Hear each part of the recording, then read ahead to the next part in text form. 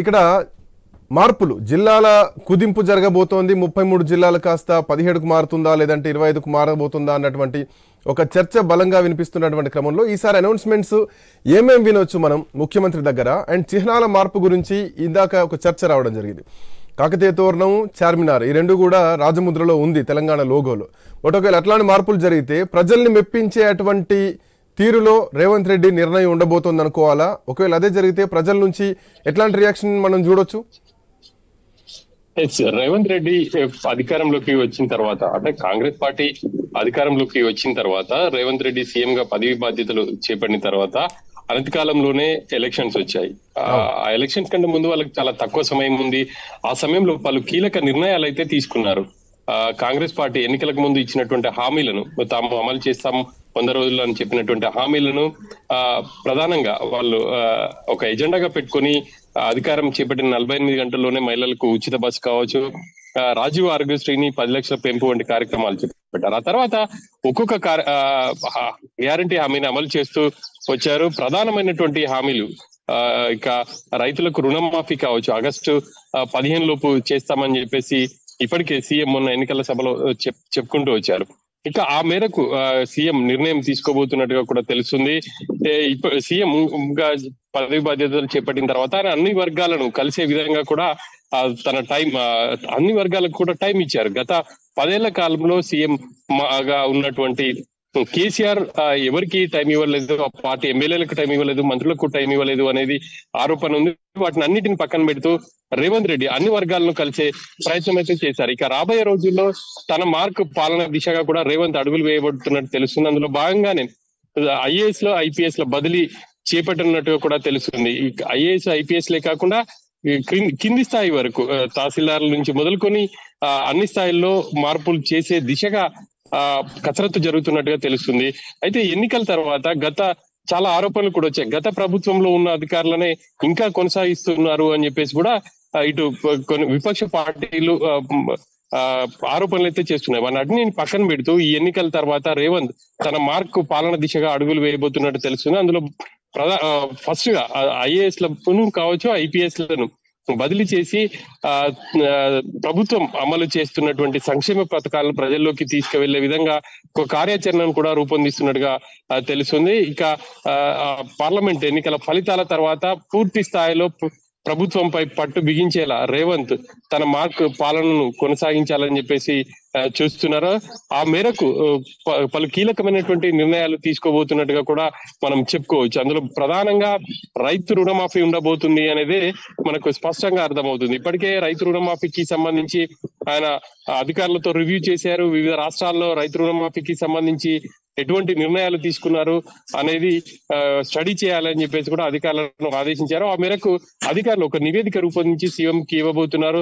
ఆ తర్వాత 2 లక్షల లోపు ఎవరికైతే రుణాలు ఉన్నాయో వాటిని అమలు చేయబోతున్నారు అనేది చెప్పుకోవాలి. ఇక మిగిలిన గ్యారంటీ హామీలకు సంబంధించి కూడా త్వరలోనే వాటిని అమలు చేసే దిశగా ఇప్పటికే కాంగ్రెస్ పార్టీ కావచ్చు, కాంగ్రెస్ ప్రభుత్వం ప్రయత్నాలు అయితే చేస్తుంది. తమకు గ్యారంటీ హామీలే ప్రధానం అని చెప్పేసి కూడా ప్రజలకు హామీ ఇచ్చాం కాబట్టి ఆ హామీలను అమలు చేస్తామని చెప్పేసి సీఎం పదే చెప్తున్నారు. ఇక తన విజన్ అంతా కూడా వచ్చే 10 ఏళ్లు ఖచ్చితంగా కాంగ్రెస్ అధికారంలోకి ఉంటుంది అని చెప్పేసి చెప్తున్నారు. తానే సీఎం అని చెప్పేసి కూడా సీఎం పలు సభల్లో కూడా చెప్తూ వస్తున్నారు. కాబట్టి ఆ దిశగానే అడుగులు ఉండబోతున్నాయని చెప్పాలి. గత ప్రభుత్వ వైఫల్యాలను ప్రజలకు వివరించే దిశగా ఆయన ఎప్పటికప్పుడు ప్రయత్నాలు కూడా చేస్తున్నారు. ఇప్పటికే ఇటు విద్యుత్ రంగంలో కావచ్చు, నీటిపారుదల రంగంలో గత ప్రభుత్వ వైఫల్యాలను ప్రజల ముందు ఉంచారు. ఇక రాబోయే రోజుల్లో ఇక మిగతా శాఖల్లో ఉన్నటువంటి అవినీతిని కూడా ఆయన బట్టబయలు చేసి ప్రజలకు కాంగ్రెస్ పార్టీ అందుబాటులో ఉంటుంది, ప్రజల సంక్షేమం కోసం పాటుపడుతుంది అనే దిశగానే ఆయన అడుగులు వేయబోతున్నారని చెప్పేసి మనం స్పష్టంగా చెప్పుకోవచ్చు. శ్రీకాంత్,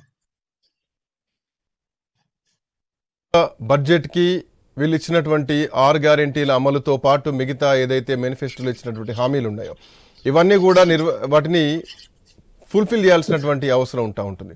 ఇప్పుడు మీరు చెప్తున్నట్టు అధికారుల బదిలీ అంటే గతంలో బీఆర్ఎస్ పార్టీకి ఎవరైతే దగ్గరగా ఉండి పాజిటివ్గా ఉండి పనిచేస్తారో ఇప్పుడు ఆ స్థానాల్లో ఉన్న వాళ్ళను సరే తప్పిస్తారు కావచ్చు, కొత్త వాళ్ళని తీసుకొస్తారు కావచ్చు.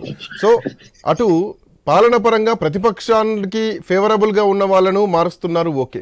బట్ కమింగ్ టు ప్రజాపాలన విషయానికి వస్తే గనక ఇప్పటికీ చాలా వరకు ప్రజాపాలన విషయంలో కొంతవరకు నెగిటివిటీ ఎదురవుతోంది. గతంలో ఉన్నటువంటి కరెంటు ఈసారి ఉండట్లేదు అంటున్నారు, గతంలో వచ్చినటువంటి రైతు బంధు ఈసారి రావట్లేదు అంటున్నారు. చాలా వరకు ఇప్పటికీ రైతు బంధు విషయంలో కూడా కొంతవరకు నెగిటివిటీ మాత్రం కనిపిస్తోంది. బట్ వీటన్నిటిని కూడా వీటన్నిటిని తోసుకుంటూ ముందుకు వెళ్ళాలి, ప్రజల్లో మెప్పించుకోవాలి. మీరు చెప్తున్నట్టు ఇంకొక 10 సంవత్సరాలు ముఖ్యమంత్రిగా ఉంటాను అంటే ఈయనకున్నటువంటి వ్యూహాలు ఏంటి? ఎందుకంటే కేంద్రంలో కాంగ్రెస్ వస్తుందా బీజేపీ వస్తుందా అనేది మాత్రం తెలియదు. ఇప్పటికే ఇక్కడ నుంచి నిధులు ఢిల్లీకి తరలిపోతున్నాయి అంటూ ప్రధానమంత్రి నరేంద్ర మోడీ హైదరాబాద్కి వచ్చినప్పుడే ఆ టైంలో మాట్లాడడం జరిగింది. కేంద్రం నుంచి ఎట్లాంటి హస్తం ఉండే అవకాశాలు ఉంటాయి, కేంద్రంతో ఎట్లాంటి సంబంధ బాంధవ్యాలు పెట్టుకోవాలి. ఎందుకంటే గతంలో మా బడే బాయ్ పెద్దన్న అంటూ కూడా రేవంత్ రెడ్డి మెన్షన్ చేయడం జరిగింది. సో ఇది రాజకీయంగా ఎట్లా చూడాలి, పాలన పరంగా ఎట్లా చూడాలి? బీజేపీతో అంటే కేంద్రంలో ఎవరు ఉన్న అధికారంలో ఉన్నా వాళ్ళతో సత్సంబంధాలు కొనసాగిస్తామని చెప్పేసి రేవంత్ చెప్తూ వచ్చారు. ఆ మేరకే తను అధికారం చేపట్టిన కొద్ది రోజుల్లోనే కేంద్రంలో పలు శాఖలకు చెందినటువంటి మంత్రులను కలిశారు, ఆ తర్వాత ప్రధాని కలిశారు. రాష్ట్రానికి రావాల్సినటువంటి నిధులకు సంబంధించి కూడా ఆయన మెమోరాండం ఇస్తూ వచ్చారు. ఆ మేరకే తాము ప్రధాని కలిశాం కానీ తమకు ఏదో అంటే స్వలాభం కోసం కలవలేదు అని చెప్పేసి ఆయన చెప్తూ వస్తున్నారు. ఇక ఎన్నికల వరకే పార్టీలు కావచ్చు, లేకపోతే విమర్శలు ప్రతి విమర్శలు, ఆ తర్వాత ఖచ్చితంగా ప్రజా సంక్షేమం కోసమే తాము పాటు పడతామని చెప్పేసి కూడా రేవంత్ రెడ్డి పలు సందర్భాల్లో వ్యాఖ్యానిస్తూ వస్తున్నారు. కాబట్టి ఆ తర్వాత కేంద్రంలో ఇటు బీజేపీ ప్రభుత్వం వచ్చినా లేకపోతే ఒకవేళ ఇండియా కూటమి ఎవరో వచ్చినా, ఇండియా కూటమి వస్తే ఖచ్చితంగా రేవంత్ కి కాంగ్రెస్ పార్టీ ఉంటుంది కాబట్టి ఖచ్చితంగా ఎటువంటి ఇబ్బందులు ఉండవు. బీజేపీ అధికారంలోకి చేపడితే మాత్రం ఖచ్చితంగా బీజేపీతో సన్నిహిత సంబంధాలు కొనసాగించాల్సి ఉంటుంది. తాము సన్నిహిత సంబంధాలని కోరుకుంటాము అని చెప్పేసి కూడా రేవంత్ రెడ్డి అంటే మొన్న ఎన్నికల ముందు కూడా చెప్తూ వచ్చారు. ఆ మేరకే తాము కేంద్రంలోని అధికారులను కావచ్చు లేకపోతే మంత్రులను కలిశాము, రాష్ట్రానికి మరిన్ని నిధులు తెచ్చుకునే విధంగా ప్రయత్నం చేస్తామని చెప్పేసి చెప్తున్నారు. ఇక రాబోయే రోజుల్లో కూడా అదే పాలసీని రేవంత్ రెడ్డి అవలంబించే అవకాశం ఉంది.